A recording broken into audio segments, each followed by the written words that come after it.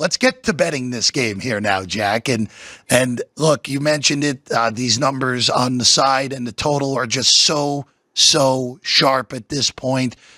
The books already have more data on the NFL than any league. Now we only have a 20-game sample size for both of these teams, so we know what we're getting. Is there any thoughts on this of how do you think this may get bet by the time we get to game time, or settling in at 1 right now at a total of 49? Is there any way possible to play this right now, or is this just, hey, let's see if this total gets higher and maybe take an under on the day of the game? There is still some injury uncertainty with the Eagles. Mm-hmm. The injury report that came out today has Devontae Smith not practicing due to a hamstring. It has Javion Carter with an illness. That's something to keep an eye on because, the norovirus is going around, the flu is going around. Maybe that's going to start running through the team. There's a little bit of uncertainty there with the Eagles that's causing me a little bit of pause and wanting to hopefully get the jump on any future injury news. The one thing I'm not seeing is any sign of cluster injury. Jeff, as you know, like injuries themselves to various players, not as impactful other than the quarterback. Mm-hmm. But cluster injuries where we have both the starter and the backup, or we have two members of the offensive line being injured, that's a big deal. And we were looking at that for this game with the starting center and the backup center both having injuries for the Eagles. It looks like they're going to play, so I don't think we have cluster injury concern with the Eagles. And that's, going back to that 2020 Super Bowl with the Chiefs, that was one of the reasons that game got out of hand, was cluster injuries on the offensive line. And look, for Philadelphia, it looks like Juergens is going to be okay. It looks like Dickerson's going to be okay. That was a big question mark after the NFC title game where Juergens only played because Dickerson got hurt and he had to play in that game a little less than 2 weeks ago. All right, let's get to some props, and I want to start on the Kansas City end. And I talked with Danny Burke about these props on Sports by the Book on Thursday morning, and I'm happy that you have an angle on these with Patrick Mahomes rushing yards and Patrick Mahomes rushing attempts, where there's could be some confusion on how people look at this of, hey, if you like one over, you probably like the other one over, even though in actuality that might not be the case here with these two props. Yeah, Danny liked Mahomes over rushing attempts over 5.5. I like that. However, I like Mahomes under, and the number is still a little bit in flux, but it will say 30.5 rushing yards in the game. Here's my thought on that. One, Mahomes generally doesn't have long scrambles. From watching these Kansas City games, he scrambles a little and then he tries to draw the late hit or draw the penalty. He does not go far downfield. So far this season, the Eagles have given up over 30.5 yards to a quarterback 3 times, twice to Jaden Daniels and once to Lamar Jackson. So those are two of the best running quarterbacks in the league. 30.5 seems a little high. But here's the thing that pushes it over the top for me. If Kansas City wins, there is a somewhat likely chance that Mahomes will be in there for kneel down situation. And those are negative yards. Those are positive attempts with negative yards. So his rushing attempts will go up when he takes a kneel down, and his yards will go down because they're negative yards.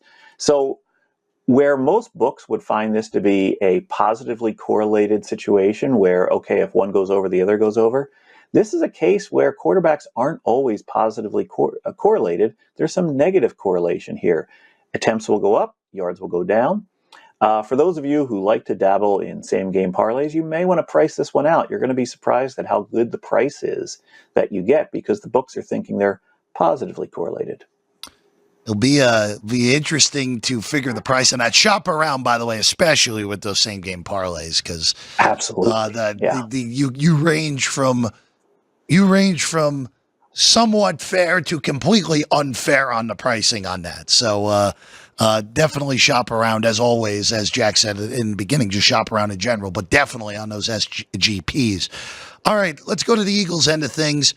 We're looking at the tight ends. I mentioned this morning that I like Grant Calcaterra over a half a receiving yard.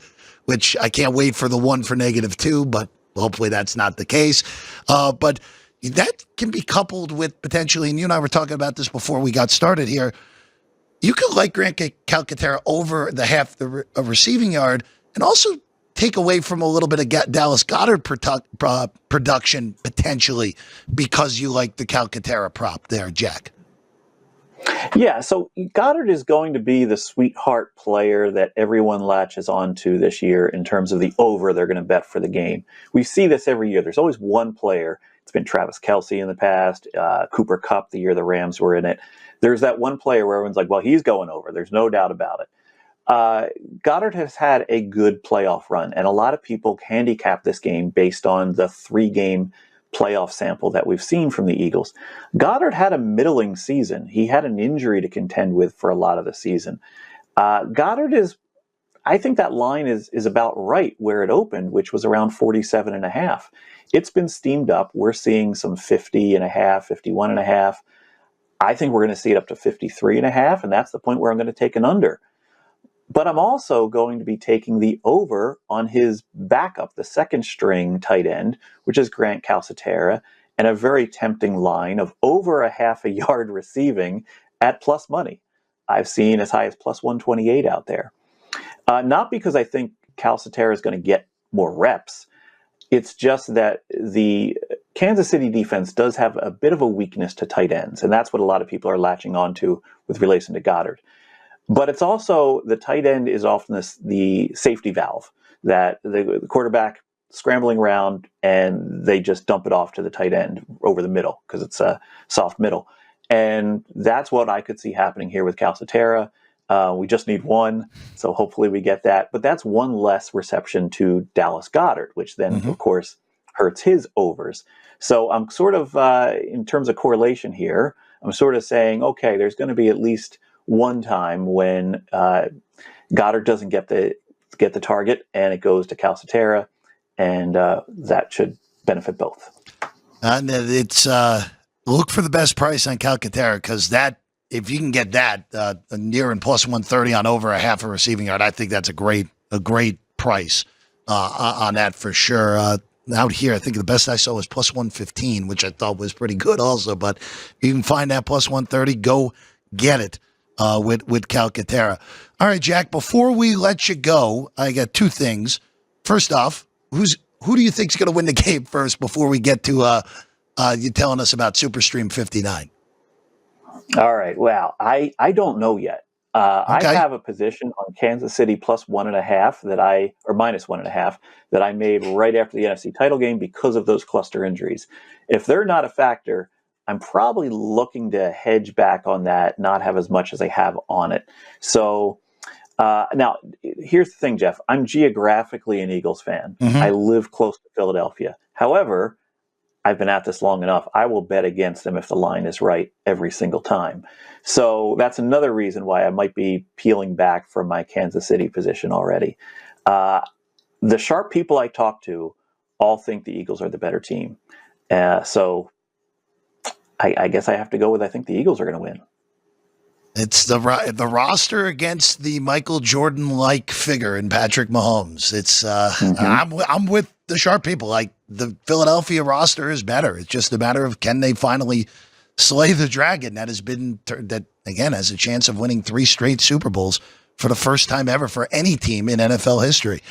Jack, Superstream 59 coming up on Saturday. I'm grateful for the invite. I'll be on there with you on Saturday evening. I know Chris Andrews will be there and Roxy Roxborough will be there and a lot of other great experts will be on the Superstream. How does everyone get that on Saturday night? Right. So I do this every year. It's a kind of a casual live stream.